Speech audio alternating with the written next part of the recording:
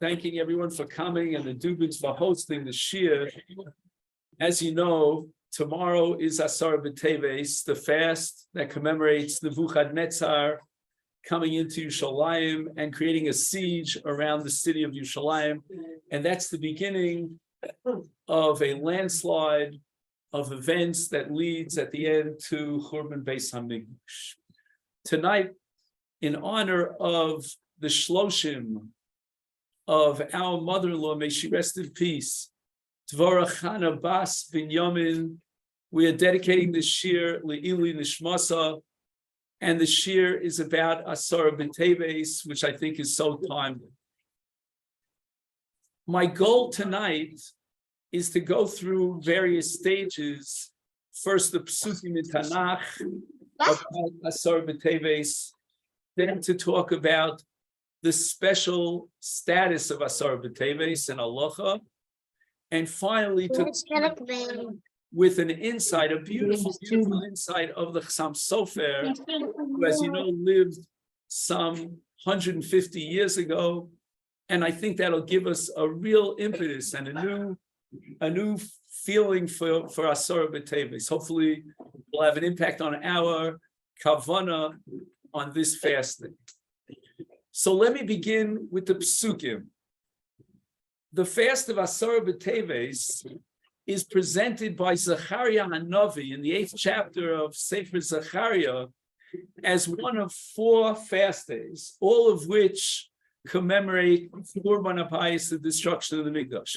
We have a 5th fast day, which is not at all recorded by Zechariah Hanavi, and that's Tainus Esther, but that's a different discussion, and that obviously has nothing to do with the calamity of the Churban HaBayis. Now, if we start, thank you, maybe over here, it's a little bit safer over there. If we start counting the months of the year, HaChodesh Hazel Lachem Rosh Hadashim, the first month of the year is Nisan, then we can begin to understand Zechariah Navi. Zechariah Navi says, Ko Amar Hashem Tzvakos, Som Haravi, the 4th month.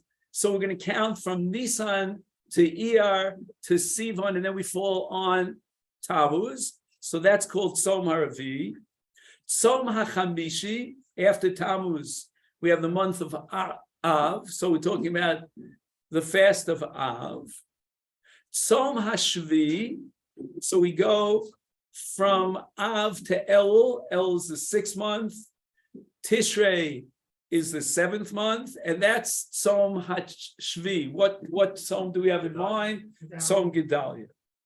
Then Zechariah Navi goes on, and he fast forwards to Som HaAsiri, the 10th month. So if Tishrei is the 7th month, Cheshvan the 8th, Kislev the 9th, therefore Teves is the 10th month. And then we have Shvat and Adar. But basically, the 10th month, the Som HaAsiri, is Asara BiTeves. Now, a lot of people refer to this fast day as Som HaAsiri, and they're quoting Zechariah Navi, but they make a mistake. They think that the phrase Som HaAsiri means it's the 10th of the month of Teves. In fact, Zechariah Navi just identifies the month. He does not identify the day in the month, and we'll say a few words about that in just a minute. There are 2 other times in Tanakh where the Navi mentions Asara BiTeves. One is in Malachim Beis, in the 2nd chapter, in the 2nd chelik of Malachim, in Perek Chaf Hey, and there the Navi speaks about Nebuchadnezzar entering into Yerushalayim and finally putting a siege around the city on Asara BiTeves. So that's as far as Sefer Malachim is concerned. Then we have a 3rd time in which Asara BiTeves is mentioned in Tanakh, and that's in the book of Yechezkel HaNavi. And it's an amazing nevuah. Imagine, you're all familiar with the phrase in real time. Yechezkel HaNavi is describing Nebuchadnezzar creating, in his battalions, creating a siege around the city of Yerushalayim. This is happening in Yerushalayim, obviously. Where is Yechezkel HaNavi? He's in Bavel. Now, if I don't have the time now to figure out exactly how many kilometers it is from Bavel to Yerushalayim, but they didn't have, WhatsApps, and they didn't have, all these different kinds of things that you could be in one part of the world watching events that are taking place at that moment in real time and another time of the year. So this is considered in the Navi to be os umofes. This is a proof for the veracity of Nevuah, of prophecy, the fact that Yechezkel Navi is able to describe events, a siege around Yerushalayim, on that very day in which it is happening, at that very moment it's happening. So the battalions of Nebuchadnezzar are surrounding Yerushalayim, and Yechezkel is describing this event, Al Pi Nevuah, while he's in Bavel. And twice in the pasuk, Yechezkel Navi emphasizes, Bi'etzem hayom hazeh. Why does he use that phrase? He wants to point out that it's at this time that the event is taking place. So he, Al Pi Nevuah, is describing what's taking place simultaneously in a different part of the world, 1,000 kilometers away. And that's an osu mofes for the veracity, for the truth of Nevuah. There were other prophets who are Nevi'ei Sheker, and Chazal mentioned them by name. They said that the Mikdash is not going to be destroyed. Yechezkel said this is the first event in an entire chain of events that's going to lead to the final catastrophe of Churban Habayis. I want to share with you now the insight of the Minchas Chinuch. The Minchas Chinuch says that in the pasuk in Zechariah Navi, when it speaks about the Tzom Haravi, Tzom HaChamishi, Tzom HaShvi, Tzom HaSiri, it does not mention which day of the month is the Tzom. And that's very important for us to know. We want to know which day of the month to fast on. Not only that, Zechariah Navi promises, he foretells that each one of these fast days is going to become a day of Sason V'Simcha, a day of Moadim Tovim. It's going to be a Yontif in Klal Yisrael. So we'd like to know which day of the month is going to be the Yontif. Comes along the Minchas Chinuch with the following incredible insight. The status of these tzomos is not the Oraisa because it's not in the Torah, in the 5 books of Moses. It's not the Rabbana because it's not a Takana de Rabbanan, it's in the Nevi'im. And therefore, it's upgraded to the status of Divrei Kabbalah. Divrei Kabbalah is somewhere in between a Doraisa and a D'Rabbanan. And it could be, for example, I don't want to get into this now, that the principle of Safek D'Rabbanan Lakula, that we're lenient in a Safek in the D'Rabbanan, that doesn't apply to Divrei Kabbalah. It comes along the Minchas Chinuch, and he says the month is mi Divrei Kabbalah. But the day itself is the Rabbana. The day itself in each month is a Takana de Rabbana. And he proves it from 2 different sugyas in Shas. His first proof is from a Gemara in Masechta Rosh Hashanah. The Gemara records machlokes between Rabbi Shimon and Rabbi Akiva, which day of the month, or the 10th month of the year, which is Teves, do we fast on? And according to Rabbi Akiva, we fast on the 10th of the month, the day in which Nebuchadnezzar actually set up the siege around Yerushalayim, the Matzar. Whereas according to Rabbi Shimon, we fast on the 5th day of Teves. And that is because at that point already Nebuchadnezzar and his armies had already entered into Yerushalayim, Huksa Ha'ir. And that means that we have Machlokas Tanoim, which day in the 10th month we should be fasting. How could that be, asks the Minchas Chinuch? It's in the Nevi'im. But says the Minchas Chinuch, the Nevi'im, the Navi, Zechariah in this case only talks about the 10th month. So that's me Divrei Kabbalah. But it was a Takanas Chachamim. It was given to the Chacham to decide which day in that month was the appropriate day to fast on. And we have this machlokas between Rabbi Akiva and Rabbi Shimon. He quotes another Gemara, this time in Masechta Tainis Chavtes. The Gemara records a machlokas between Rabbi Yochanan and some of the other Chachamim, which day of the month of Av should we be fasting on? Well, which day do we fast on? The 9th of Av. But Rabbi Yochanan advocated in favor of the 10th of Av, because that's when the Mikdash burnt. Although the burning, the Tchila, was on the 9th of Av, most of the Mikdash burnt to a crisp on the 10th of Av. So the Minchas Chinuch asks the obvious question: how could it be possible that there's a machlokes tanoim or amoraim about which day of the month of Av we should be fasting on? But the answer is because Zechariah Novi did not designate and single out which day of the month. He only told us that month, the month of Av, and now it becomes a matter of the Chachamim to use their wisdom and decide which day of the month specifically we should fast upon. I want to express to you the following chiddush that I found in the Aruch HaShulchan. I'm a big fan of the Aruch HaShulchan, although I'm also a critique. I try to criticize him, but I'm a big fan of his. The Aruch HaShulchan addresses the following issue. He says, when you look at Zechariah Novi's Nevuah, he has all 4 days of Tzomos written in one pasuk, in one breath, and you walk away from the Navi with the impression that all 4 of these Tzomos are all on the same level. They're all equal in halacha. And yet, that's not so. We know that Tisha B'Av is more chamur than all the other 3 in 2 different ways. Number 1, when do we start fasting Tisha B'Av? At night, Mibod Yom. And number 2, Tisha B'Av has 5 inuyim, the afflictions. That doesn't apply to the other 3 danios. So the Aruch HaShulchan already creates, shall I say, a breakthrough here, in which he understands that not all these tzomos are mimiksha achas, are all equal. And therefore, Tisha B'Av becomes the most chamor of all the 4. However, and here we have the crux of what we want to discuss tonight. The Avudraham, who lived some 6 centuries ago, writes in Hilchas Seder Atainios that there's a chumrah in Asara BiTeves that puts it way beyond the other 3 tomos. Because once we have already broken up the group of 4 and they're not all equal, the Avudraham feels that he has rights to say that it's Asara BiTeves that's more severe than the other 3. How so? He says, and this is very famous, everybody knows this, that if Asara BiTeves were to fall on Shabbos, we would fast on Shabbos. In the cases of the other 3 tzomos, we push off the fast until Yom Rishon, until Sunday.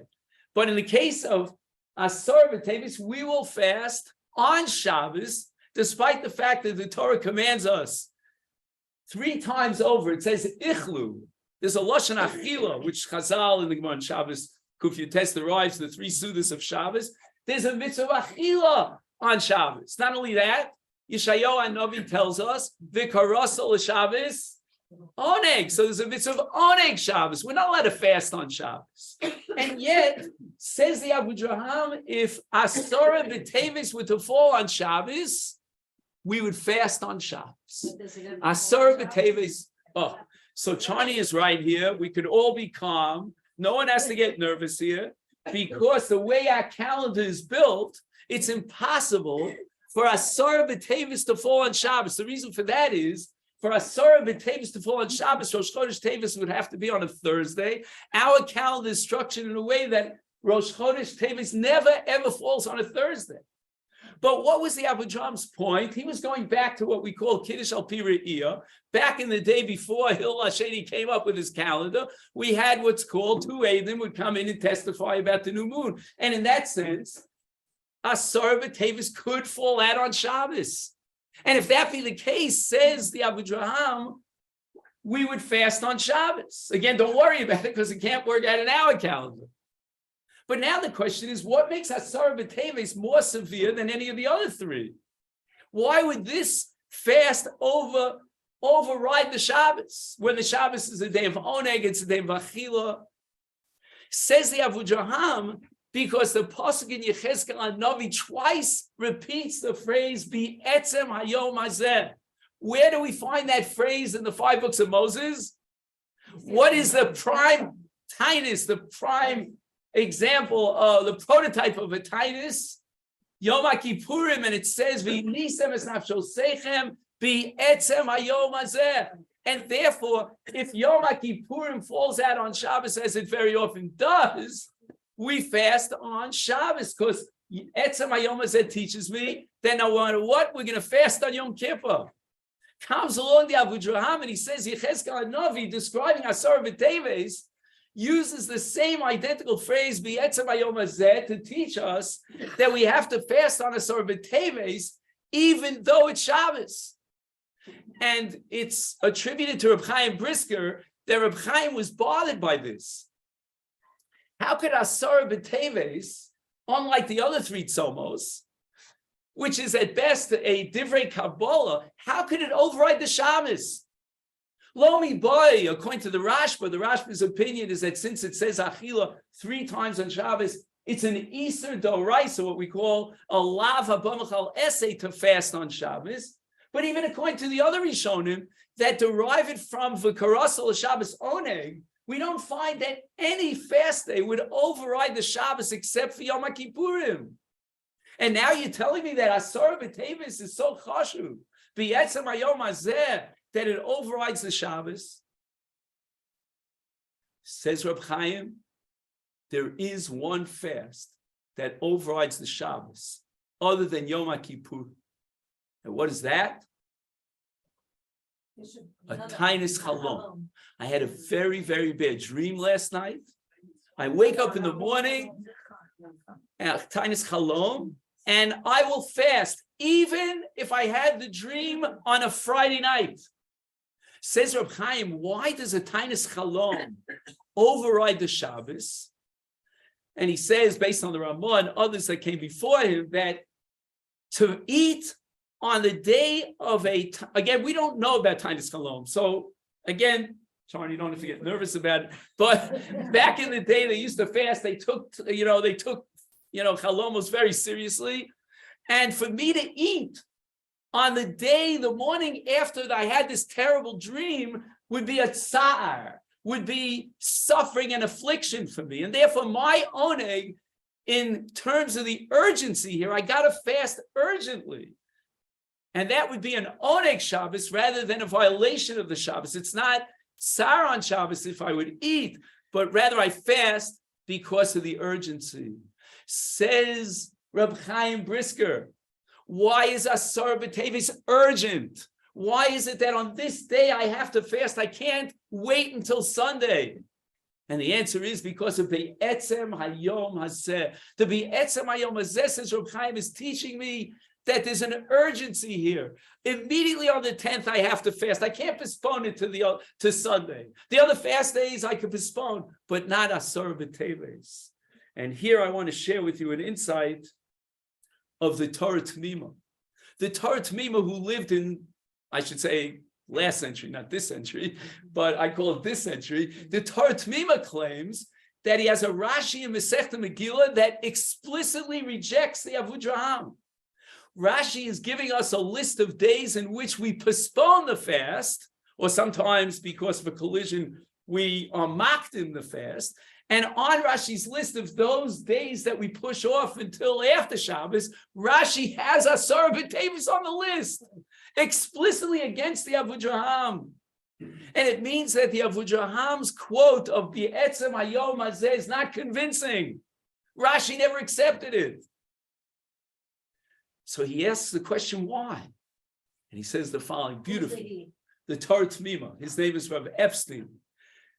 He used to call my father the Pleaser Eli. That's what he used to call my father. Anyway, so the Torah Tmima says the following. He says that where does it say B'etzem hayom hazeh? Not in Sefer Zachariah. It says it in Yechezkel HaNavi. In the context of the Nevuah of Yechezkel, when he says B'etzem hayom hazeh, what does he mean by B'etzem hayom hazeh? Does he mean that we should fast B'etzem hayom hazeh? The fast is not even mentioned. Yechezkel HaNavi doesn't whisper a word about fasting on Asara BiTeves. When he says B'etzem hayom hazeh, what he wants to convey to us that I am seeing what's going on in Yerushalayim. B'etzem hayom hazeh, what an os and mofes this is for the truth of Nevuah, but it has nothing to do with fasting. So to prove from B'etzem hayom hazeh Yechezkel that you have to fast on Shabbos, in the case of Asara BiTeves, is totally mistaken. There's nothing in Yechezkel HaNavi that can actually prove that you fast on Shabbos. You have hot water then. It used to be hot morning. Let's. I'm just joking. Okay. Now here, I want to share with you a very interesting insight. At the end of the day, we have a little bit of a problem over here, because if Rashi is against the Avudraham, and again, kol hakavod to the Avudraham, but the way that logically we support Rashi against the Avudraham, and Yechezkel Adovis B'etzem Hayom says not relevant, it's not a proof at all. So the question is there any halachic basis for the Avudraham? We need someone to redeem the Avudraham. And that was done in the 20th century by none other than Reb Meir Simcha Midvinsk, the Baal Or Sameach. Says Reb Simcha Midvinsk, Reb Meir Simcha, beautiful, beautiful diuk. This entire sugya in Masechta Eruvin on Daf Mem Amud Beis, the Gemara raises the following question: a person took upon themselves a tainus. That's called what? A tainus yachid. And he took upon himself, of all days of the week, to fast on Friday. When should he eat? Is he allowed to continue with his fast into Shabbos because he took upon himself to fast on Friday? Or must he break his fast on Friday before entering Shabbos? Again, there's a lot of deep meaning here to this sugya, but we're not going to get into. Comes along with Meir Simcha, and he asks the following question. Beautiful question. I get a methodology from this Meir Simcha. Don't always learn and derive conclusions from what the Gemara does say. Sometimes derive conclusions from what the Gemara doesn't say. Meir Simcha is bothered. Why doesn't the Gemara give an example, a simple example of a tainas tzibur, and ask the question whether we should continue with the tainas and enter into Shabbos in a state of tainas? And what would be an example of a tainas which enters into the Shabbos? It would be Asara BiTeves. Says Reb Meir Simcha, in the light of the Avudraham, we understand very well why the Gemara didn't mention Asara BiTeves. It was understood, what we call Milsa de Pshita, that of course he would enter into Shabbos in a state of Inui and continue the fast of a Friday of Asara BiTeves into Shabbos. There's a Kal V'chomer, because according to the Avudraham, even on Shabbos itself he would fast. That means Asara BiTeves overrides the Shabbos. If Asara BiTeves overrides the Shabbos, then certainly he's allowed to enter into Shabbos in a state of Inui. And this is the source in the Talmud, or shall we say the Rebbe's in the Talmud, for the Shita of the Or Sameach. I'm up to the third part of tonight's discussion.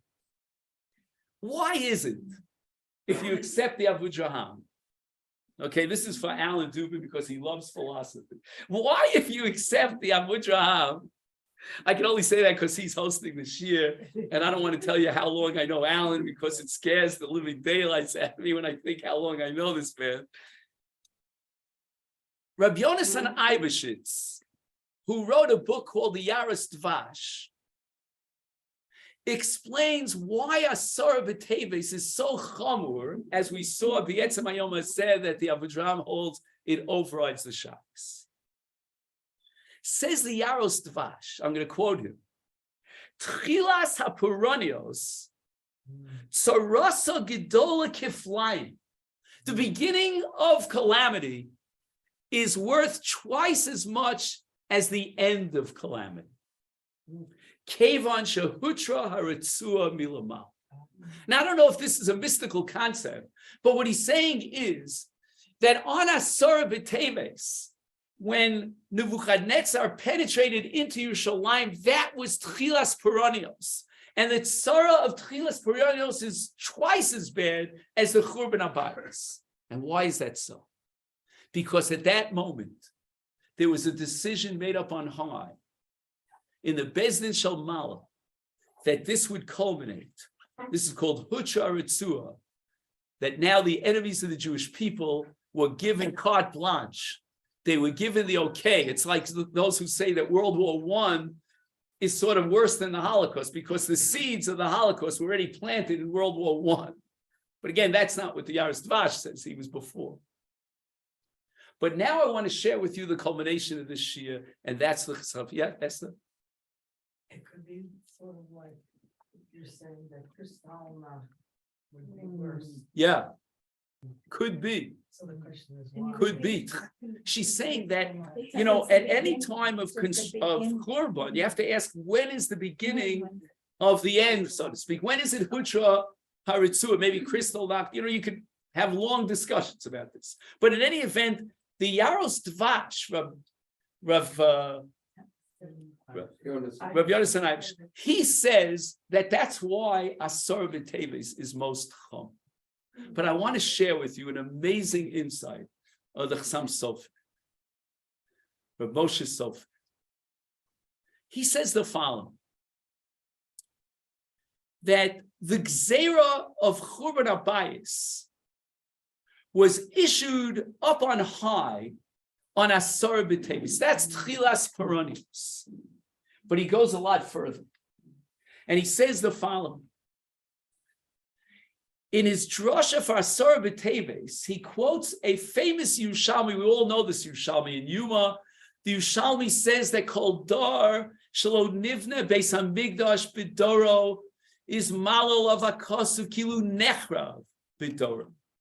If we don't see the rebuilding of the Beis Hamikdash, the Yerushalmi says, in our time, it's as if there was a destruction of the Mikdash in our time, which means that annually, HaKadosh Baruch Hu is judging us and determining whether we deserve the rebuilding of the Beis Hamikdash or the Churban Beis Hamikdash. Churban Beis Hamikdash is not a one-time event that took place 2,000 years ago in Jewish history. Churban HaMikdash is taking place constantly, perpetually, in our time as well. And therefore, we have to see what tikkun, what could we do to bring about the termination of the state of Churban and bring about the rebuilding of the Beis HaMikdash. Says the Chassam Sofer, there's one day of the year which has the propensity, it has the inherent potential for tikkun, for undoing that gzeira, because every year in and year out, the gzeira of the Churban is on the 10th of Teves, on Tchilas Peronios, because Hutra Ritzua, on that day of the 10th of Teves, up in Shomayim, the decision is made that another year of Churban is going to go by, and that we haven't done the tikkun. We have not fixed up our averos that brought about the Churban. But on that day of the Gzeira, annually, we are given the potential to do that which we have to do the tshuva, the tefillah, the rectification of those sins that brought about the Churban Abayis on this day of Asara BiTeves, starting in just a few hours from now. There's going to be a judgment up in Shomayim, and that judgment will determine whether or not we will continue in another year of Churban, Chas v'Shalom. And therefore, this day of Asara BiTeves has within it a school of power, a potential that we can change that gzeira. We come in front of the Ribono Shalom Dafka on the day of Tchilas Peronios, when the decision is going to be made for this year, and we say to the Ribono Shalom, we dedicate ourselves to fix up the averos, to be more careful about Bein Adam L'Chavero, about Bein Adam L'Makom. So my hope and my prayer is that tomorrow we can take advantage of that great opportunity which is described by the Chassam Sofer as the one day of the year when we could bring about the end, the termination of that gzeira, of the Tchilas Peronios of Asara BiTeves, and bring about the building of the Beis HaMikdash from Herav Yameinu Amen. I want to say that when we talk about bringing the Beis HaMikdash back, and we talk about fixing up those sins, the terrible sins, I think very often about my mother-in-law. Today is the Shloshim, and before I break down, I just want to call on, because if I start describing what's in my mind and my heart, forget it. I won't get anywhere. How long do I know my mother-in-law? Is it 45 years? We're admitting old age, so I want to call upon Charney to say a few words about our mother-in-law.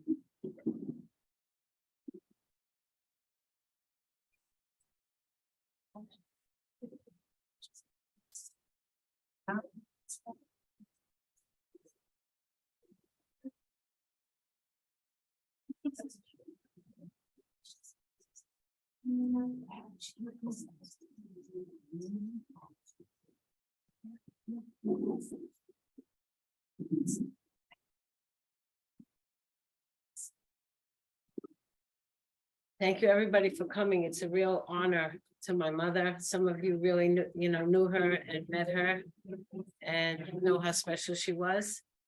And it's a big kavod for us and for my mother that you came.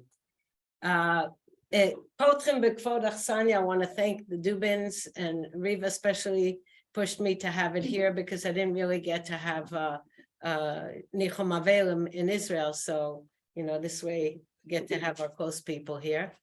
I learned two things about Avelis from Riva and her family.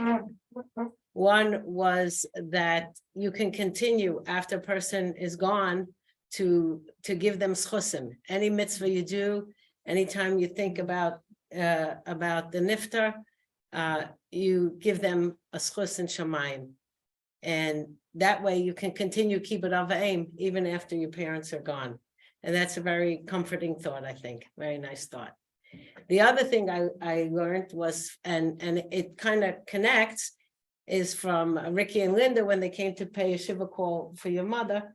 And they said, please tell me about her. Tell me what special trait she had so I can learn from it and adopt it and try to copy it. And that's also a very nice thought. It's also, I guess, to bring the Ilui Neshama, what they bring down to this world. I just thought about discussing a few things my mother used to say and learning from them,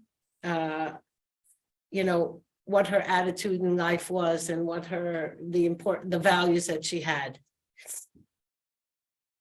So, for example, she would say, if we were in a bad mood, she would say, today it's raining, but tomorrow the sun will shine. She had eternal hope. She was diagnosed 4 years ago. I never told her.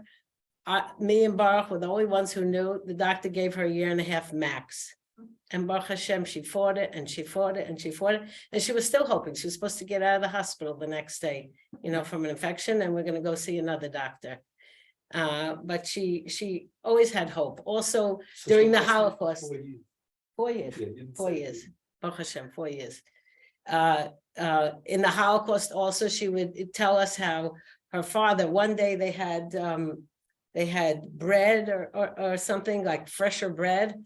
And her father said to her, oh, one day you're going to say to me, bread mit pitte, bread and butter, give me something fancier. Like, it's going to be considered like nothing. And she was like, how could that be possible? Bread and butter is like the most amazing thing.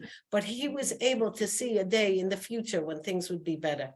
And they always, my parents always, looked at the future, and so many Holocaust survivors, rebuilt their lives and built up from the tragedy that they had. My mother loved nature, and I would be walking with her in February, and it would be cold and some still snow on the ground. She would point out to me, you see the branches here, you see the little buds? Soon it's going to flower. That was also part of her looking at like the wonder of nature and hope and, springing eternal. Okay. Then appreciation and akar satov. She would say, if we would, complain about something, I don't know if I'm saying it right in Yiddish, but zindig nicht. Don't have appreciation for what you have. And she kept feeling that Hashem did so many nisim for her. She once had a really bad car accident. The car went out of control and went into down a hill very quickly and wound up in a light pole. And she walked out without a scratch. And the people, this was up in the mountains, the people that came over to her said, whoa, there was an angel watching you. How did you walk out of this? And the same thing, a few times with her health. She was really very near death during Corona.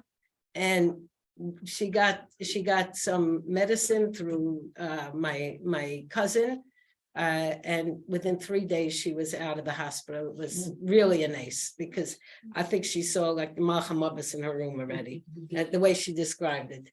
And many times with the cancer also, it looked very bleak. And she said, Hashem did a nice for me. Every time she would come out of the hospital, she would be so appreciative just to be in her own home. Because Hashem also did so many things for her, I think that she would look out for those less fortunate. So I had a friend who I grew up with, like from when we were born, 4 days apart. And when my mother would go to buy me clothing in a nice store called Nathan Borlam, she would always buy clothing for this girl. So every year this girl had, her mother, they didn't have money, so her mother handmade her clothes. And it didn't look like from a store. And she knew like that was her special dress. And on the day when you had school pictures, she would wear that dress that she got. I don't even know if I would think about, like, when I go shopping for my kids, should I buy for somebody else? I don't even know if I have that mudaot, that awareness of that. And when I was at the funeral, a cousin came over to me and said, we had a fire and your mother was the only one who called me up and said, here's a few $1,000, go buy whatever you need, because they were left with nothing.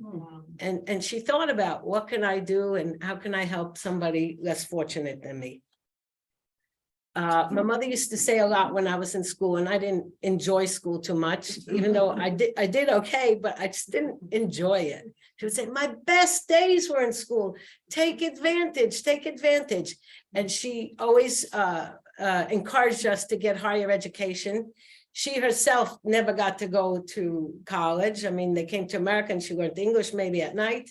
I know in Paris, she studied in fashion school. Fashion design school, but she didn't get higher education, but she definitely very much encouraged all of us to get higher education. And when we were going through a little bit of her closet after the Shiva, I found a little card that she saved, that she got a postcard from my college that I made like a dean's list. It wasn't a big deal, but she was saving that little card. Imagine how many, 45 years. Did you throw it? I didn't throw it out. Absolutely. Frame it. Frame it. It doesn't even say my name. She wasn't a classic feminist. She was a stay-at-home mom, but she definitely believed in women's education and was proud of it. And in fact, was also very selfless, even though she was not, a feminist. This actually surprised me. We were thinking the last year, because it was already very hard for my sister to just take care of her, and we were thinking to go to America, to try to help out. And my husband got some job offers, and we said, "Okay, Mom, we're going to come to New York, and we'll be able to be with you." And she said, no, you have to stay in Israel. Go to Efrat, because she knew he had a job possibility in Efrat. You go to Efrat, because what are you going to do, Chana? You'll be so bored. You have to work. And I always thought she thought I was, why am I working so hard? But she knew what I needed, and she encouraged it, She also said you should be next to your kids. She also, I was going to say that too, but that wasn't the point of it. And we listened to her. Hopefully my sister forgives me. Anyway, she was also would give very practical advice. Maybe this will resonate with some of the people here. If you go, you go to a store and you see sale buy 2 skirts, second one 50% off. She's like, don't buy half an outfit. You go to a store, you buy the whole outfit. If you don't have it matching, don't buy it. How many things do you have sitting at home in the closet because you never found the other half that matches it? But that was a smart thing to say. Actually today everybody wears black and black, so maybe everything matches. She also would say to buy less but good quality. You look in her closet today and she's got her outfits lined up like soldiers with wood plastic over the shoulder so it won't get dusty, and everything is the same way it was, and looks good, and she always looked good and classic, for years and years. I mean, she just very classy woman and refined, not in a loud way, but always looked wonderful, and everybody, she's very striking. She had a phrase, shoulda, woulda, coulda. Like, don't dwell on the past. I should have done that. I should have done that. I could have done that. What if I had invested this? What if and that? It's in the past. Shoulda, woulda, coulda. Just go on. Don't dwell on it. Don't obsess. I do think, though, that she would have demanded of herself. Like, she would be upset, I should have done that. I should have sold that stock, should have bought that stock. Or like in tennis, she played tennis. It's like, I could have gotten that. I didn't get that serve. I could have done it. So she was hard on herself. She was a perfectionist. But for others, she was mevate. Then I wanted to use a phrase that I feel very much connected to. It's in Yiddish, but I'll translate. Gebencht sind in the hand was tien allein. That means blessed are the hands that can do alone. My mother said the same And thing. yeah, same thing. And this showed her independence. Her independence, I think, is what kept her going all this time. She didn't want any help in the house. She didn't want an aid. Whatever she could do herself, she could cook, she could shop, she could go here, go there, take care of her laundry. She did not want help. And I really think that was good for her, even though, sometimes you say, Ma, don't do that. You might fall, you might this, you might that. I think that the independence was very good. And both of my parents would be better if you don't have to come on to anybody and you could do something yourself. I want to paraphrase it and say a different phrase that they didn't say, but that's also the attitude that my parents had. I want to say, gebencht zijn in de hand was darfinish tien alleen. That would mean, blessed are the hands that don't have to do alone. And my parents' attitude, and very much my mother, was, if you can get help in the house, for example, if you need help with something and you can afford it, that is an investment in your mental health. Or she would say, you should go and buy good, fresh fruit or fresh vegetables, because that's an investment in your physical health, and don't look at money. So if you can afford it, then make sure to help yourself and take care of yourself in that way. And that she considered an investment in health and mental health. Anyway, I just want to say that we miss her very much, and we'll continue to miss her. And her neshama should have an aliyah. And I'm very grateful that I had my mother for 91 years. I would have been happy with another 30. But that's what it was. So thank you very much for coming.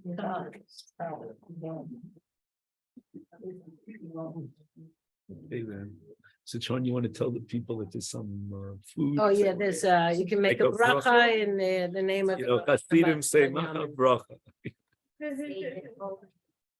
Oh.